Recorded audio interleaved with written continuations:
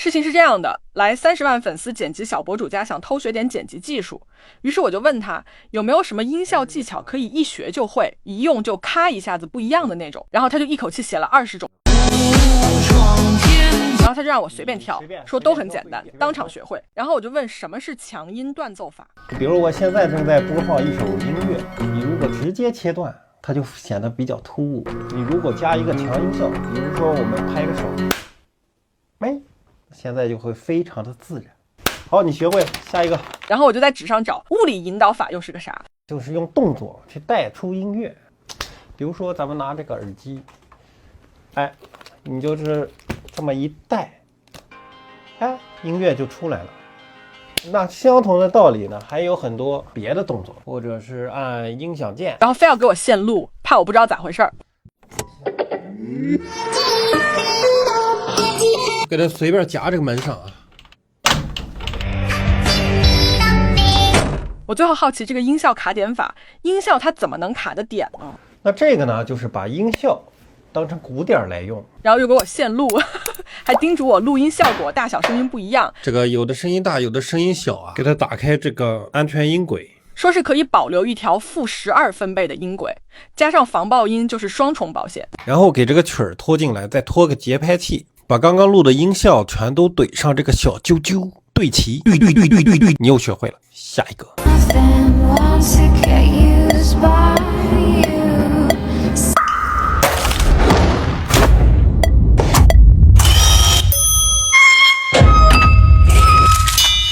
但音效匹配法又是个啥？这个技巧呀，就是特别适合做节奏用。比如说这个鞭炮声可以接爆炸，水龙头声可以接雨声。它逻辑就是只要这两个音效它有相似的作用，然后就去倒腾自行车，说这个可以接猪叫，还建议我弄一个这个麦克风。他说只有5克，但是48赫兹24比特的这个音质非常不错，100来块钱。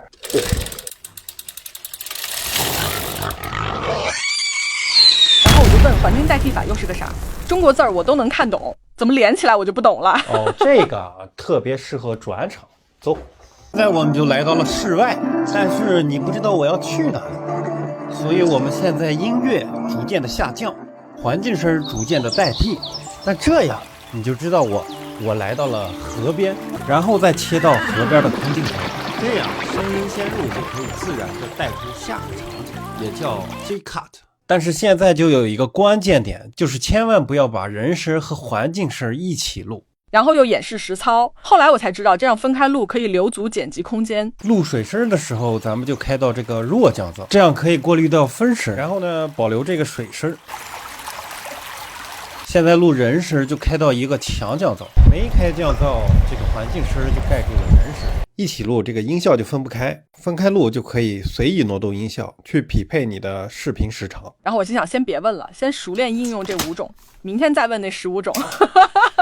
然后他就把麦克风送我了，硬要拍个视频，说什么古法手艺千万不可失传。